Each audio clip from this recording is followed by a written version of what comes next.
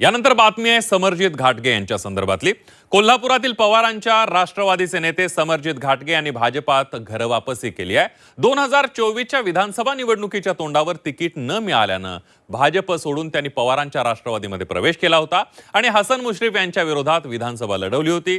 विधानसभा निवडणुकीमध्ये झालेल्या पराभवानंतर त्यांचं मन काही पवारांच्या राष्ट्रवादीत रमलं नाही। अखेर त्यांची भाजपामध्ये घरवापसी झाली आणि त्यामुळे घाटगे यांना भाजपकडून नेमकं काय आश्वासन देण्यात आलंय याची जिल्ह्याच्या राजकारणामध्ये जोरदार चर्चा सुरू झाली आहे।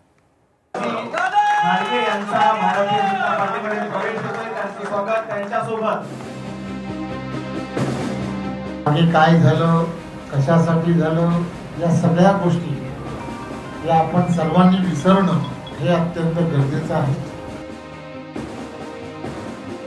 तिकिटीच्यासाठी आमच्याकडे आले होते, तिकीट मिळाली, लढले आणि परत ते भाजपवासी झालेले आहेत, त्यामुळे काही वेगळं काही केलेलं नाही।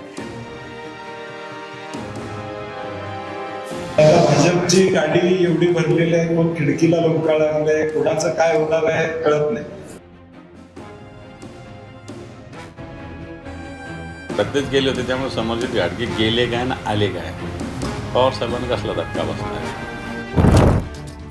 कोल्हापूरचे पवारांच्या राष्ट्रवादीचे नेते समरजित घाटगे यांनी पवारांच्या पक्षाला रामराम करत भाजपात घरवापसी केली। मुंबईत मंत्री चंद्रकांत पाटील आणि प्रदेशाध्यक्ष रवींद्र चव्हाण यांच्या उपस्थितीमध्ये घाटगे यांचा पक्षप्रवेश पार पडला। 2024च्या विधानसभा निवडणुकीच्या तोंडावर तिकीट न मिळाल्यानं भाजपला सोडून त्यांनी पवारांच्या राष्ट्रवादीत प्रवेश केला होता आणि हसन मुश्रीफ यांच्या विरोधात विधानसभा लढवली होती। या निवडणुकीत त्यांचा पराभव झाला आणि या पराभवानंतरच घाटगे भाजपात प्रवेश करणार अशा चर्चा सुरू झाल्या होत्या। मात्र विधानसभेच्या जवळपास 1.5 वर्षानंतर अखेर समरजित घाटगेंचा भाजपमध्ये प्रवेश झाला। देवेंद्र फडणवीस यांनी समजूत काढूनही 2024च्या विधानसभेवेळी घाटगे यांनी पवारांच्या राष्ट्रवादीत प्रवेश करत मुश्रीफांना आव्हान दिलं होतं। पक्षप्रवेशावेळी प्रदेशाध्यक्ष रवींद्र चव्हाण यांनी घाटगे यांनी 2024 मध्ये केलेल्या पक्षांतरावर पडदा टाकल्याचं पाहायला मिळालं। कोल्हापूर आणि कागलमध्ये घाटगेंनी चांगलं काम केलं होतं। मागे काय झालं, कशासाठी झालं हे आपण विसरणं गरजेचं असल्याचं चव्हाण यावेळेला म्हणाले।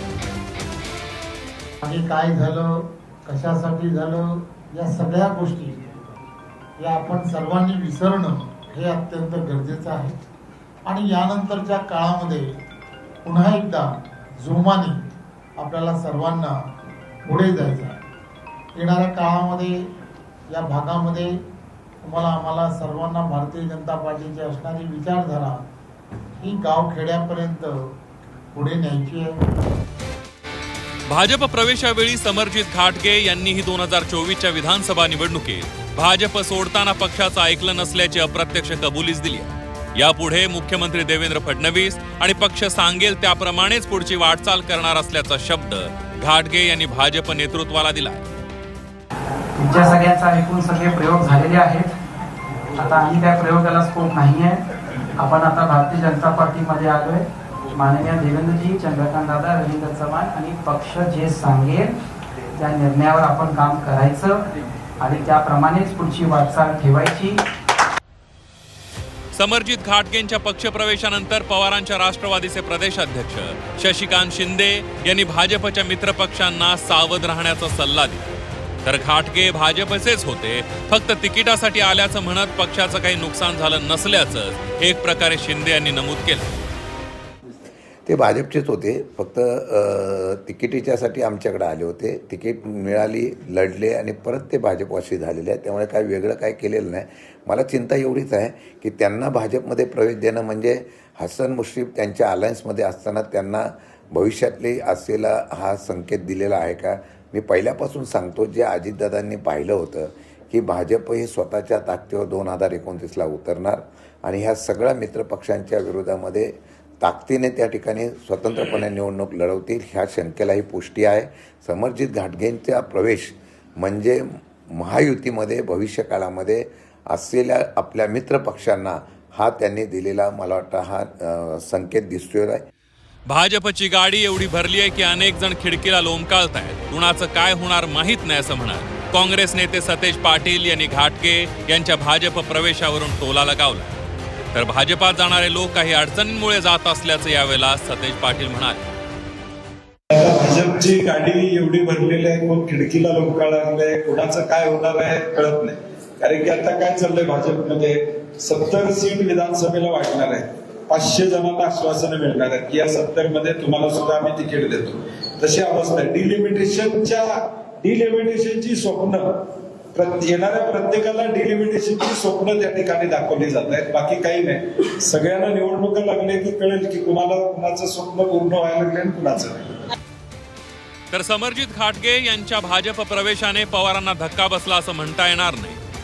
समरजित घाटगेंसारखे गेले काय आणि आले काय असं म्हणत ठाकरेंच्या शिवसेनेचे नेते अंबादास दानवे यांनी घाटगेंच्या भाजप प्रवेशावर प्रतिक्रिया दिली. मग धक्के आता काही बसायचे विशेष राहिलेले नाही. त्यामुळं अजितदादासारखे घरातलेच गेले होते, त्यामुळे समरजित घाटगे गेले काय ना आले काय, पवार साहेबांना कसला धक्का बसणार आहे. तेव्हा महाराष्ट्राच्या राजकारणात आता रोज या घटना होत असताना मला असं वाटत नाही की फार काही धक्के कोणाला बसतात. कागल विधानसभा मतदारसंघात घाटगे यांनी राष्ट्रवादीचे नेते हसन मुश्रीफ यांच्या समोर जोरदार आव्हान उभं केलं होतं. पण मुख्यमंत्री देवेंद्र फडणवीस यांनी मध्यस्थी करून दोघांमध्ये समेट घडवून आणली आहे. या समेटावेळी घाटगे यांना नेमकं काय आश्वासन देण्यात आलं याबाबत अजूनही स्पष्टता नाहीये.